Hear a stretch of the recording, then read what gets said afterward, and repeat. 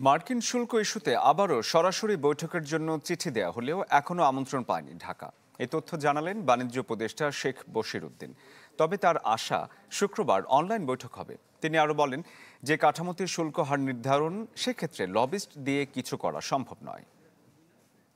Bangladesh is 74%. So you see what's going on. মার্কিন প্রশাসনের সিদ্ধান্ত অনুযায়ী 1 আগস্ট থেকে বাংলাদেশের জন্য সে দেশের বাজারে কার্যকর হচ্ছে অতিরিক্ত 35% শুল্ক, যা কমাতে দেন দরবার আর দর কষাকষির জন্য দারুণ ব্যস্ততা বাংলাদেশের। এরই মধ্যে তৃতীয় দফা আলোচনার জন্য 22 জুলাই দেশটির বাণিজ্য মন্ত্রীকে চিঠি দিয়েছে ঢাকা, কিন্তু জবাব আসেনি এখনো। এ বিষয়ে বাণিজ্য উপদেষ্টা জানান, তাদের দিক থেকে সাড়া মিললেই ছুটে যাবেন বাংলাদেশের প্রতিনিধিরা। আমরা গত পরশুদিন যুক্তরাষ্ট্রের বাণিজ্য মন্ত্রীকে আমাদের করণীয় সম্পর্কে একটা পত্র দিয়েছি। আমরা আশা করছি একটা জবাবের অপেক্ষায় আছি এবং আমরা আমন্ত্রণের অপেক্ষায় আছি।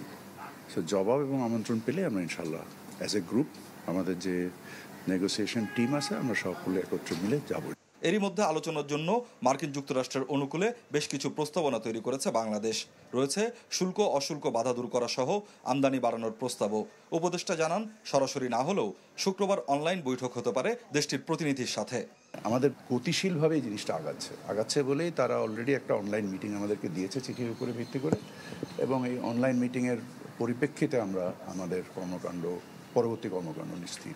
শেখ বশিরউদ্দিন জানান, যে কাঠামো বা প্রক্রিয়া শুল্ক নির্ধারণ করেছে যুক্তরাষ্ট্র, সেখানে লবিস্টদের কিছু করার নেই। কারণ আমাদের বিভিন্ন বিষয়ে পরিবর্তন আনতে হবে। এই পরিবর্তনগুলো বাংলাদেশ ছাড়া অন্য কেউ বুঝতে পারবে না। এই পরিবর্তনগুলো আন্তঃমন্ত্রণালয় সংশ্লিষ্ট অনেক ধরনের আইনি প্রক্রিয়া আছে, যেই আইনি প্রক্রিয়াগুলো একজন লবিস্টের পক্ষে বোঝা সম্ভব না বলে আমার ধারণা।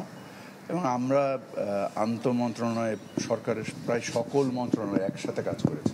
শুল্ক আলোচনায় দেশের স্বার্থ ক্ষুণ্ণ হচ্ছে কিনা এমন শঙ্কা উড়িয়ে দেন তিনি। বলেন, কোনো কারণে 1 আগস্টের মধ্যে সরাসরি বৈঠক না হলে সুযোগ থাকবে পরবর্তীতেও। বাংলাদেশের স্বার্থ ক্ষুণ্ণ করে আমরা কেন কাজ করব? এটা একটা সম্পূর্ণ অবান্তর প্রশ্ন। স্বপ্নিল শাহরিয়ার শিশির, চ্যানেল 24, ঢাকা।